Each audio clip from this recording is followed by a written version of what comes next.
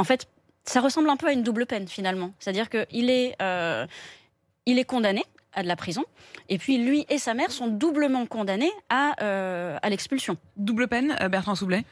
Écoutez, moi je suis extrêmement mesuré parce que d'abord, je ne connais pas véritablement l'affaire sur le fond, parce qu'il faut aussi savoir ce qui s'est passé, ce qu'on reproche à la mère, si on lui reproche quelque chose. On a compris ce qu'on reprochait au fils puisqu'il a été condamné à 20 mois de prison pour trafic de stupéfiants.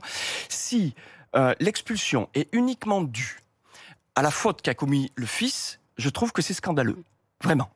Si en revanche, il y a tout un faisceau de faits qui se sont déroulés, qui a un passif, qui a une antériorité, qu'il y a eu des dégradations, que la mère n'a pas réagi, qu'elle est peut-être complice. J'en sais rien. Je n'accuse personne, mais je déroule, je réfléchis en parlant.